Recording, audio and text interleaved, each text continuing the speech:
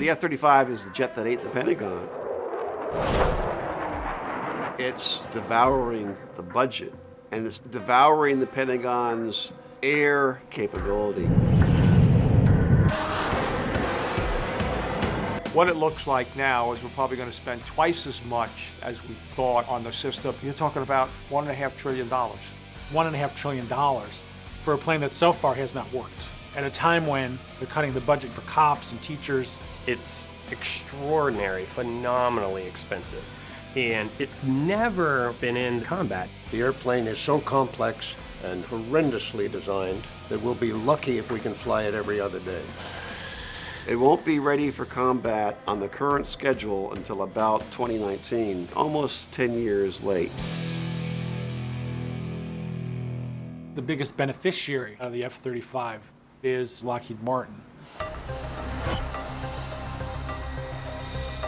War profiteering is a very easy source of money if you don't worry about what's right and wrong. Lockheed Martin getting $36 billion a year of our tax money, and much of that rolls over into profit. These people are being paid with our tax dollars because most of the money that these defense contractors bring in are taxpayer dollars through government contracts. I think a lot of what the contractors do is basically legalize greed. The F-35 was sold as sort of this great bargain for the country. The whole purpose behind F-35 was to develop a family and lower the total cost. The idea was we could make the unit cost of this very inexpensive if we got all the services, the Air Force, the Navy, and the Marine Corps, to buy a version of the F-35. We're very focused on giving the taxpayer and the Department of Defense very good value for a dollar that is spent. But it's just this Rube Goldberg contraption where you've got all these complex things that you're trying to do building around the same airframe. It tries to do all sorts of things, none of them well.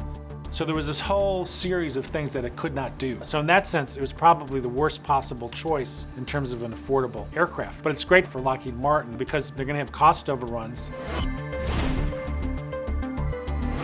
because they're not ready. They don't work yet. And they're going to fix the things later at our expense. But they're already building them in the hundreds. Right from the start, Lockheed had a terrible program plan to make sure that the money flow would never get interrupted. And that was the idea of concurrent development. Concurrency is a wonkish term for buying the airplane as you're developing it and purchasing what you think are going to be combat-ready models before you've finished the testing. And by the time you've tested the airplane and realized it's a disaster, you've already bought a huge number of them. You're committed, as we say in the Pentagon, you've gotten pregnant, right? And that's the whole purpose of concurrent development, is to get the public, the taxpayer, the Congress, everybody committed to this flow of money before you know anything about whether the money is going for anything worthwhile. Lockheed Martin is the #1 defense contractor in terms of spending. Since 1989, Lockheed Martin has made more than $21 million in campaign contributions to Congress. So Buck McKeon, for example, who heads the Armed Services Committee in the House, gets $750,000 for his campaigns just since 2009. And then for the defense industry, the lifeblood on Capitol Hill is lobbying. When big defense contractors paid lobbyists in Washington, it's actually some of the best money they spend. The return on their investment tends to be huge. They have 1,000 lobbyists or more, about 2 for every member of Congress. The amount of money that's gone into making sure that this plane kept flying, that the development kept going. There's been so much spent on this in terms of convincing Congress and convincing the American public, too, that this is a wonderful plane. And of course, they're funding about 1 out of every 10 members of Congress as part of the Joint Strike Fighter Caucus. Members who've got maybe part of an engine built here, tire is built there, and they get behind it because they can say, you know, it's jobs for my district.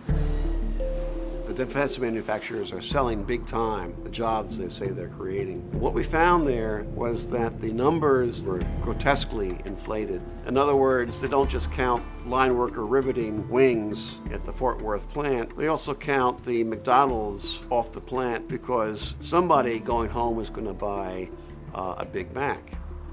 And that, of course, is a job generated by the F-35, they claim. That's an effort to get the hook in with members of Congress, to intimidate them that if they side against the airplane, there's going to be X number of jobs lost. They'd say, oh my goodness, this is going to cost 1 million jobs. Never mind whether it works or not, you know. We got to keep building it because we got to keep people working. But the defense budget is a lousy engine for jobs. If you take any dollar of government spending, education, health, or just tax cuts, you get more bang for the buck than you do in defense. $1 billion it's about 11,000 jobs if you put it into the military.